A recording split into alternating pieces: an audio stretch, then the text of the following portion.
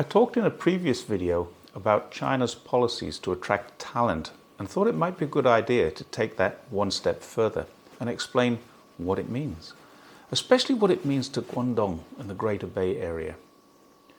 140 years ago, a 29-year-old migrant called Nikolai Tesla arrived in New York, intelligent, well-educated, but penniless. 50 years later, in 1933, Einstein arrived, and on the basis of Hitler's ascension to power, he decided to stay there. These are well-known names, but tens of thousands of less well-known names, some 1,600 German wartime researchers, many of them escaping war crime prosecutions, went to the USA through a thing called Operation Paperclip. Shortly afterwards, a new word was invented in post-war Britain to describe the outflow of researchers and scientists to the USA. It was called the brain drain. The US welcomed them with open arms. Their inventions, discoveries, and developments made America great. Through migration, employment, and absorption of some of the best minds in modern history, the USA became the largest economy with the greatest universities and the best technology in the modern world.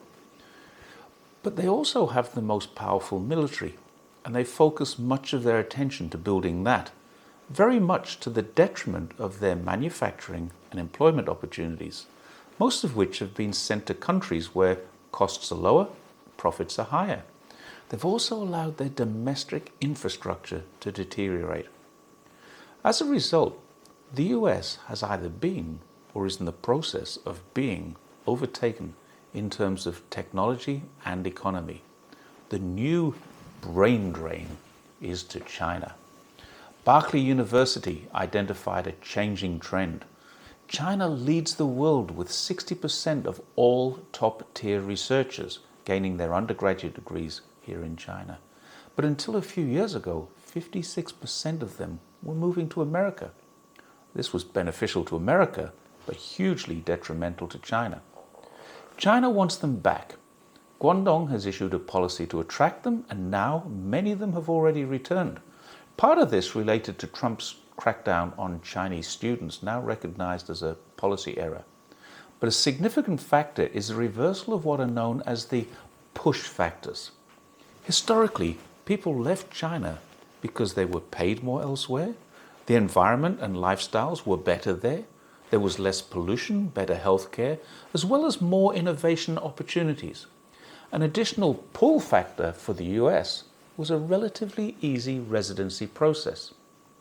All this has changed, particularly in places such as Hengqin near Macau, Qianhai near Hong Kong, and Nansha at the head of the Pearl River, where special rules apply.